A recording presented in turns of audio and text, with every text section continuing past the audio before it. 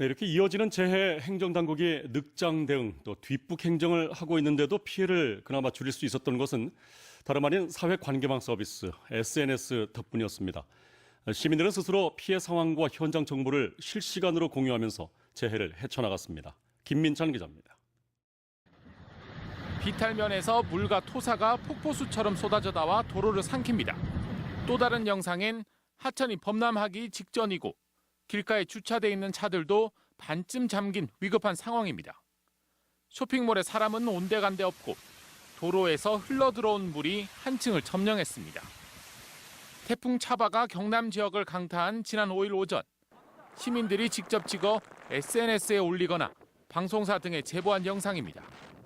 4만 명 이상의 창원 시민들이 가입돼 있는 페이스북의 한 공개 그룹에도 태풍 당일 피해 상황을 생생히 보여주는 사진과 영상들이 잇따랐습니다. 주차돼 있는 차를 이동해야 한다든지 다른 길로 우회해서 가라는 등 태풍 대비 정보도 함께했습니다.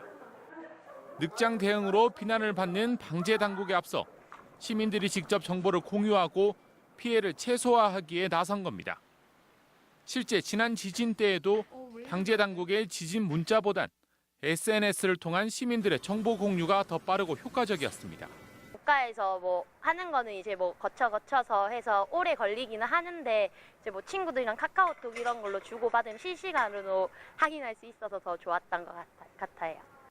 방제 당국의 구멍 뚫린 재난 대응 시스템, 신속하고 효과적인 시민들의 SNS 정보와 상황 공유를 적극 활용하는 대응책 마련이 현실적인 대안으로 검토되고 있습니다.